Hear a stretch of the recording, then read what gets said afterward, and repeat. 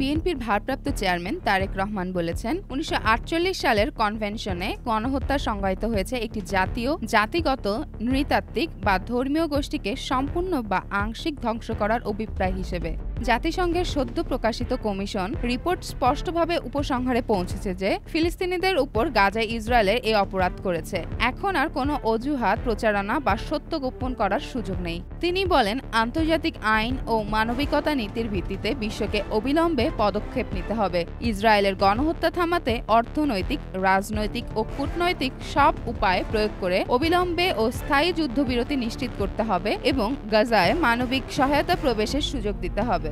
তারেক রহমান ইতিহাসের শিক্ষা তুলে বলেন, নৈতিক ও সাহসী সিদ্ধান্ত নেয়ার অনেক উদাহরণ রয়েছে, যদিও তা সবসময় সহজ নয়। কিন্তু আজ যখন ফিলিস্তিনিদের অস্তিত্বই ঝুঁকির মুখে, তখন নীরব থাকার কোনো সুযোগ নেই। তিনি বলেন, রাষ্ট্রগুলোর হাতে পরিবর্তন আনার উপায় আছে, সবসময়ই থাকে। শুধু রাজনৈতিক সদিচ্ছা ও মানবতার দায়বদ্ধতা থাকলেই পার্থক্য তৈরি করা সম্ভব। তিনি বাংলাদেশিদের প্রতি আহ্বান জানান, দেশ বিদেশে অবস্থানরত সবাই যেন একসঙ্গে কণ্ঠ তুলে ফিলিস্তিনিদের পাশে দাঁড়ান। তিনি বলেন, বাংলাদেশের জনগণ সবসময় ন্যায় বিচার ও মানবতার পক্ষে ছিল, তাই এখনই সময় নেতৃবৃন্দকে দৃঢ়ভাবে ফিলিস্তিনের পক্ষে অবস্থান নিতে বাধ্য করার, যখন তারা ইসরায়েলের বর্বর ধ্বংসযজ্ঞের মুখোমুখি।